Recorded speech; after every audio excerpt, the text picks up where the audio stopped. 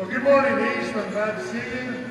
This is Native American Heritage Week, and the reason why we're here is we're going to share just a little bit of our culture through dance, demonstrations of dance, what you may see if you go to a powwow. I know some of you probably been to a powwow before, but we're going to bring it to you to the ones who haven't been. And I'll explain a little bit about their outfit, what they're wearing, why they're wearing, things of that nature. So before we get started, I want to thank our drum and introduce them for being here today. Without our drum, we wouldn't be able to do things like this, have our ceremonies or powwows, because they keep the songs. And the songs are the heartbeat of our tribes that contain our history. Our history is passed down through our songs. So these guys keep our history as well. It's very important. And these guys are good singers. They sing all across the country. They're well known. And I'm introducing, this is Pete Littlecook right here next to me. Let's give him a hand, please.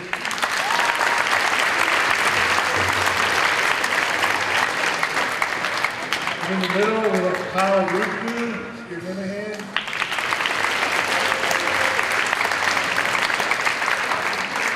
And on the far end, we have Little Bear, Little Cook. Give him a hand.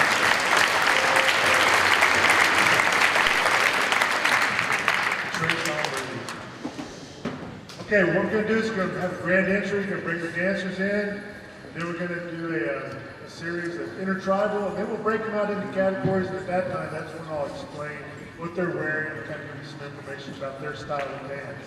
So this is the grand entry.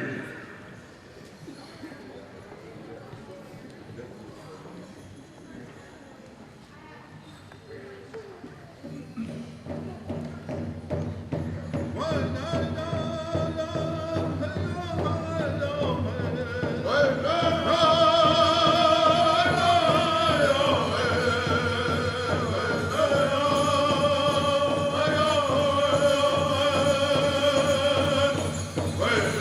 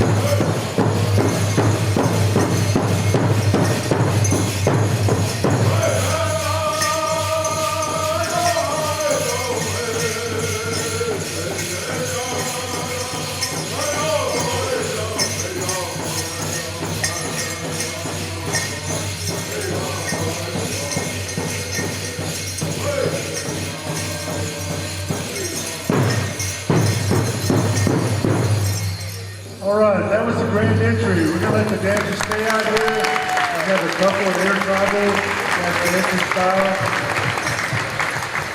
These next couple songs are air tribal, everyone dance.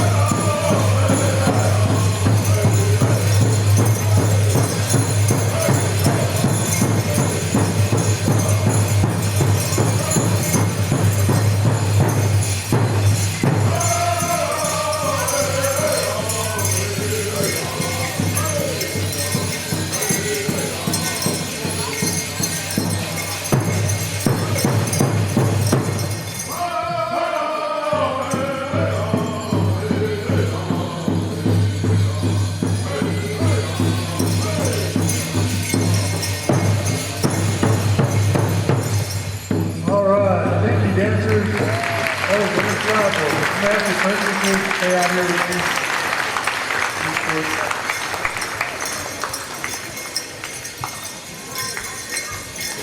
We have several princesses with us here today. These princesses, throughout the year, represent their organization. They act as ambassadors, go to different events and functions, and represent that organization. I'm going to let them introduce themselves, so please give them your attention.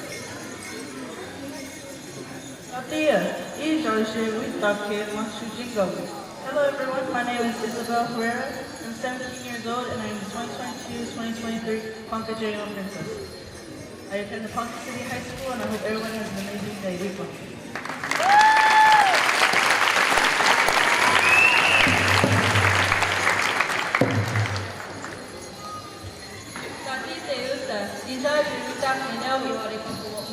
It is good you're here. My name is Sophie Wilder, meaning the one that carries water. I am a Ponca woman. My English name is Kathleen Edmund Taylor, and I'm the 2023-2024 Ponca Proud Princess. And I'm 17 years old, a junior at Ponca City High School. Hope everyone has a good rest of the day, and God bless you.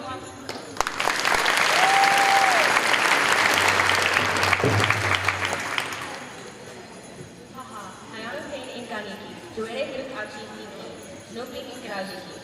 Hello everybody, my name is Diana Payne and I am the 2023-2024 Ocho Missouri Travel Princess. I am 16 years old. old, and I attend Ponca City Senior High School, where I'm a junior. I hope everybody enjoys themselves today. Are you good?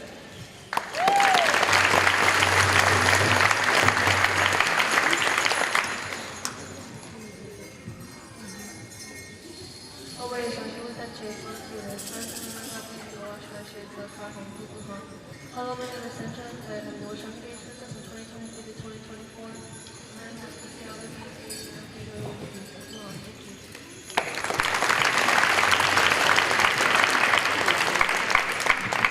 Hello, my name is Nadia Eagle. I'm the 2022-2023 Grand Princess. Thank you for being here. All right, thank you, princesses. We're going to ask all the clock dancers to step out into the gym. This first category is called Southern Clock. Now, tribes long ago, they just danced their traditional dance, but when we started getting together and having powwows, started having contests, good-natured contests, and so they had to break them into categories, and these categories usually were determined by what they were wearing and how they danced. So this category is simply called Southern Cloth because their dresses are made from cloth. Now if you look at them, they're all different colors, all different designs. Each one of these dresses is unique. It's special as the girl who's wearing it because these are made especially for them. You can't go buy these at the store and just put it on. Sometimes their moms, their aunts, their grandparents, even the girls themselves work on these dresses. So all these colors have a special meaning. All these designs have a special meaning to them. And so that's what they're wearing. And when they dance, you'll notice that when they dance at a more slower, elegant, slower pace than some of the other dancers. So this category is a big category here in this part of the United States, the southern part. This girl's going to demonstrate for you Southern Cloth style of dance.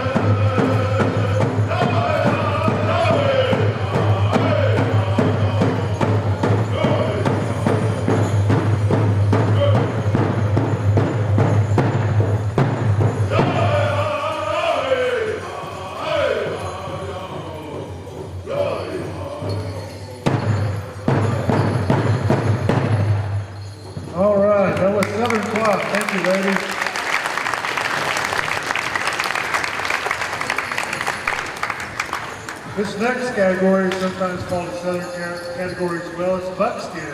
And that's our buckskin dancers to step out. Long ago, you didn't have to, well nowadays you don't have to live in the north or live in the south to dance that way. We have some northern style dances, but it's down here as well. It's just popular, it's spread throughout the United States. So you don't have to be from a certain region or a certain tribe to dance a certain way anymore. It's changed. This is modern times, so we borrow from each other just like any other thing. These ladies are going to demonstrate for you buckskin, and it's called buckskin simply because their dresses are made from buckskin. These dresses are handmade and made especially for these girls because they're tailor fit. They're fitter. It's just only them, so it's their dress. They're going to demonstrate for you buckskin style of dance.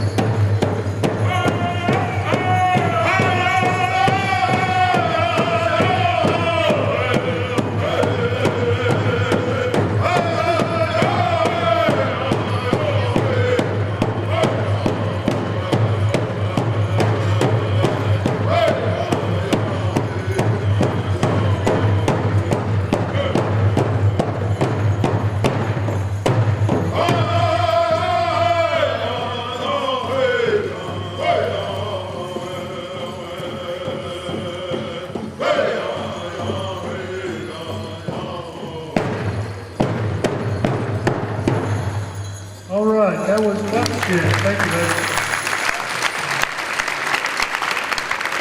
I'm going to ask our Fancy Shaw dancers to come out. Fancy Shaw. Well, these next two categories are sometimes called northern. Like I said, some are southern, some are northern in origin, but it doesn't matter anymore where you're from. This dance is called, for category purposes, Fancy Shaw. And when they dance, it kind of represents a butterfly in the field, the way they move across the arena, the way they spin, things of that nature. So these women, these young girls, are going to demonstrate for you Fancy Shaw.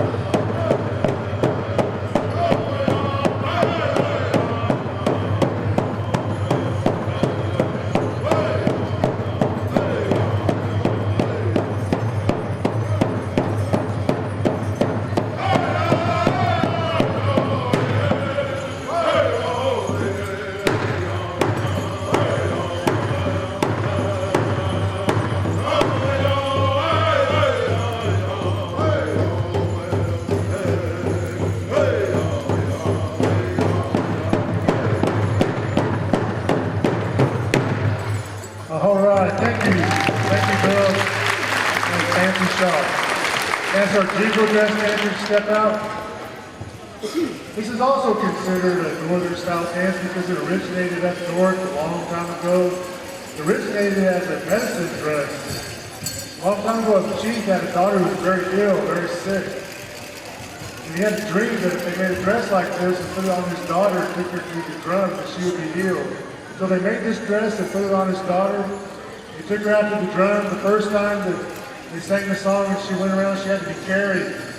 Second time they went around the drum, she could walk, but with assistance.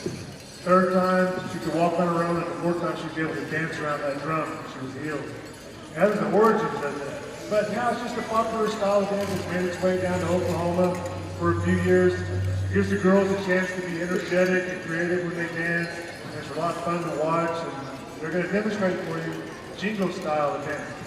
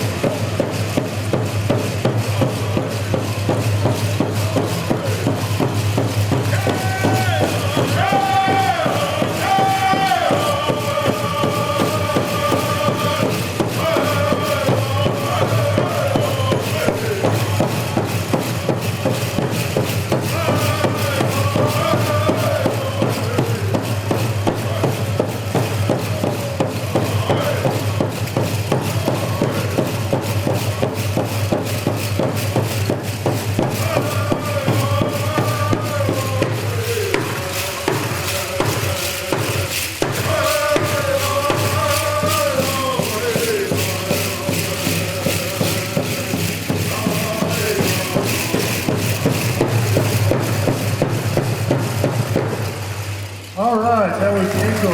Thank you, ladies.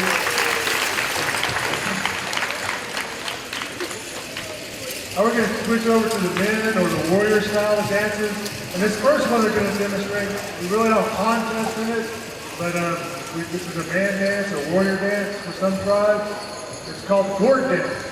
And the reason it's called that is because when they're singing their song and dancing to the beat of the drum, they accompany that with a gourd. So we're going to ask our gourd dancers to come on out here, middle. And you ladies, if you want to dance with them, welcome to do that. We're going to demonstrate for you the gourd dance.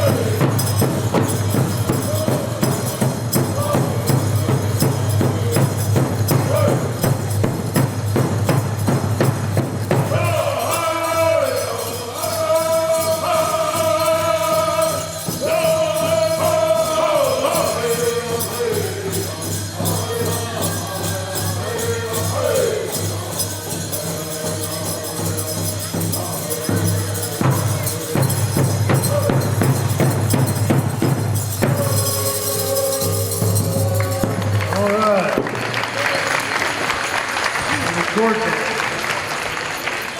We're going to ask our traditional dancer to step out. This is also a warrior style dance. Southern traditional and northern traditional is what they categorize in the powwow. Southern traditional is the dancers without a bustle. Northern traditional, they have a single bustle on their hip like this down here. Now when they got together in the ceremonies, these warriors, they sang our history through our songs. They would reenact these songs through their dance moves, either hunting or fighting the enemy. And the things they wore all had significance. These things that they wore, they had all earned. Things they wore in battle. Things that represented who they were as hunters, who they were as men that took care of the tribe. When they got together for these ceremonies, they were reenacting our history. And these young men are going to do that for us today. Southern traditional is all without bustles. Northern traditional, they have a single bustle on their hip.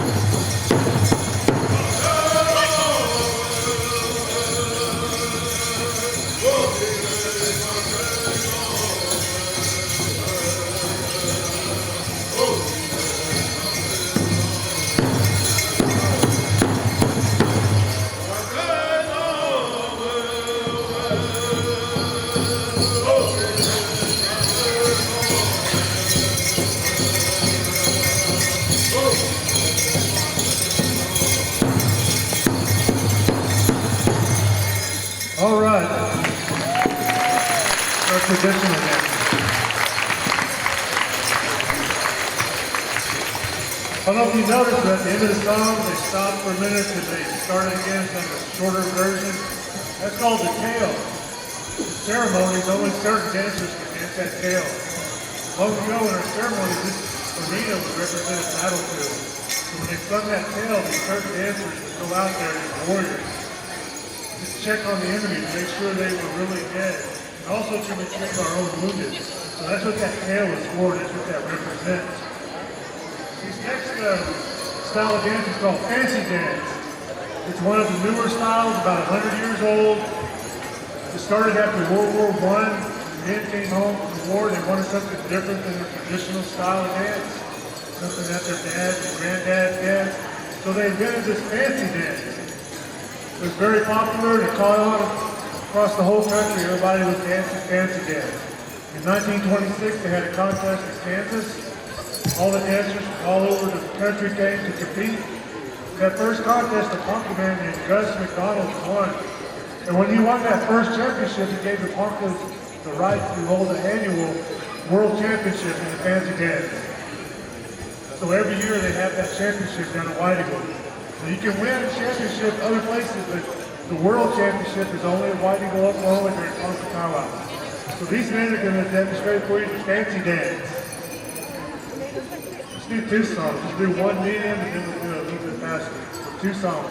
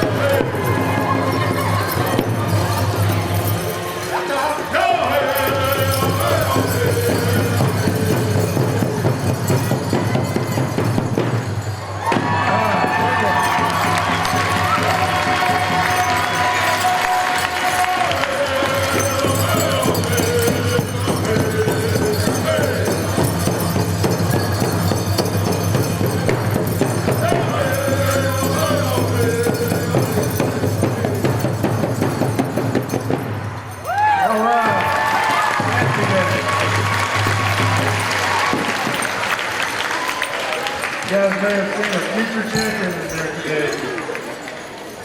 Okay, not all of our dances are contests. Some of them are for fun. One of the ones we like to do at our powwow is called two-step. It's very simple. They kind of like follow the leader. We pick 2 people to lead, and then we just kind of follow behind. So if you like this two-step, kind of raise your hand, maybe your dancer will pick you, and we'll two-step.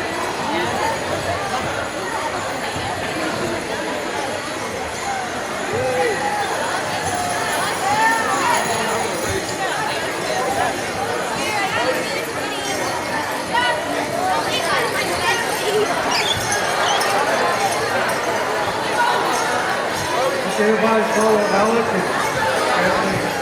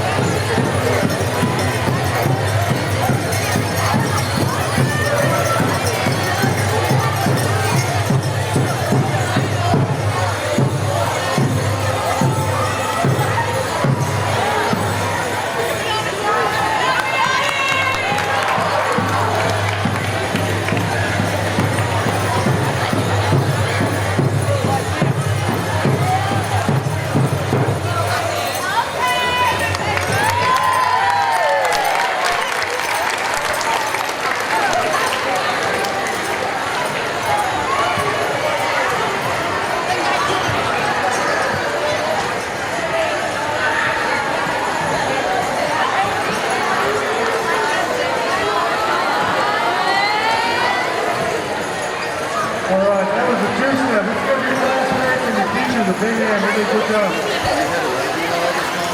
Even Miss Haley was out there. Golly. I had to hold her up. Enjoy your vacation next week. Enjoy your Thanksgiving. Thank you for having us, and thank you for being a great audience. We'll see you next year. Thank you.